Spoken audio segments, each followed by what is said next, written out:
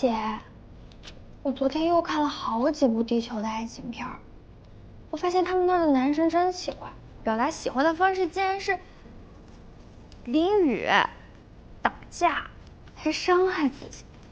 这要在咱们这儿，不都送到精神病院去了？不过林医生怎么就不这样？我送他什么东西他都不要。姐，你说不会是因为我没有为他打架吧？哎，徐游轮是哪种啊？你报告写完了吗？真没劲，一提到他就这样。那讲讲这个吧。美其名曰优化配方，实则根据它的肤质专门研发的吧？姐，这个麻烦来了以后，你真的变了哦。你观察的很细节，但是你的结论毫无逻辑。我要工作了，出去。哼，女人的嘴，骗人的鬼啊！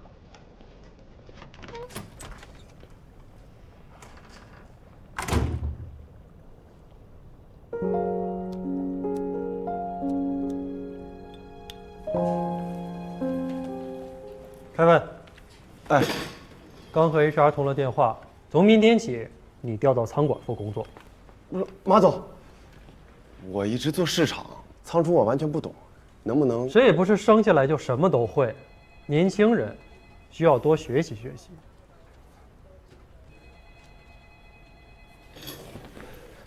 马总，仓库谁都能看，但是市场部的同事人少，我觉得开门应该留下来。你要是不方便的话，我就给戴博士打个电话，向他请示一下。那就不必了。佑伦啊，你提交给我的受众分层概念大纲很有前瞻性。这样，你做一份详细的方案，明天一早放在我的桌子上，让大家都好好学习学习。好，没问题。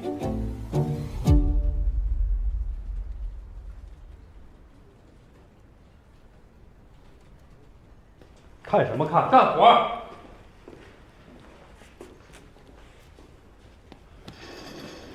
徐哥，谢谢你啊，但你不该为了我。他明显在针对你，你明天一早根本不可能。你听我说，以后做任何事情都不用畏手畏脚的，而且他不是针对你，也不是针对我，他是针对每一个和他想法不同的人。没事。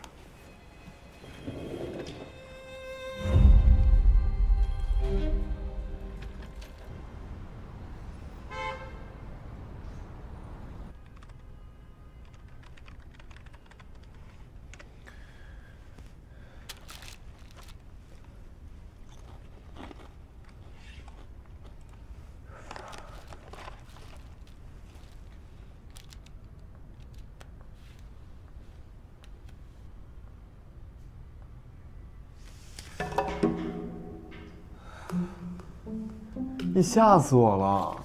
你怎么来了？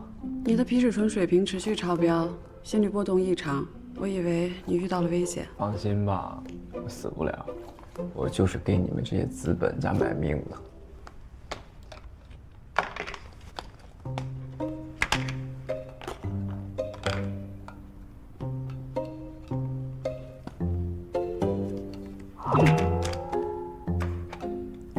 来，吃点东西吧。蒋博士，怎么又是红烧肉啊？你不是爱吃吗？那也不能天天吃吧？总比你吃这些垃圾食品强。这么晚还在工作啊？马克让我把方案明天之前交给他。明天？这时间太短了，不合理。无论在哪里，我都选择敬业。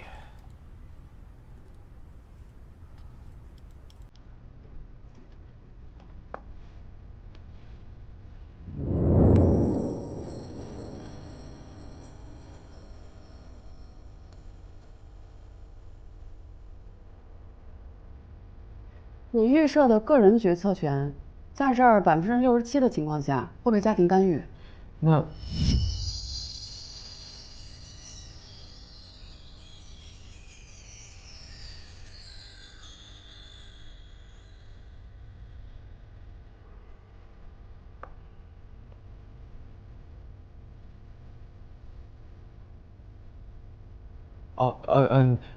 那个家庭干预具体的权重是多少？这有数据，我可以给你调取。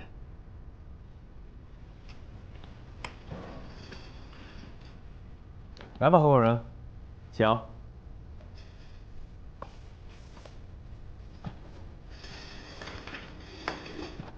让我们用数据教教马总什么是孝。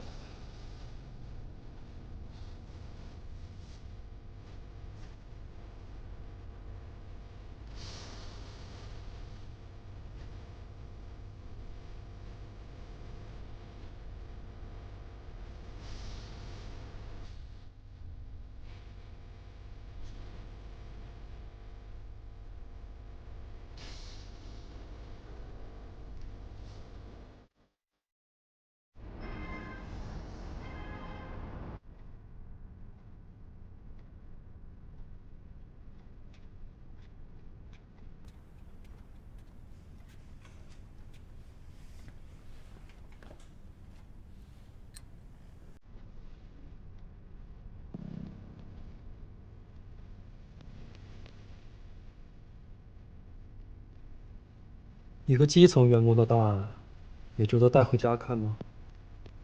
我要怎么合规的拿到他是地球人的证据？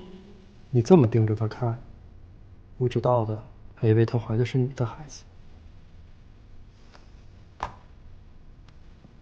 马克，你知道你为什么一直在这个位置，爬都爬不上去吗？因为你贫瘠的大脑里面装的都是嫉妒、交配这些低级的本能。你看到的他，只是一个竞争者，而我看到的，是一个可能来自于地球，正在孕育着活体的证据。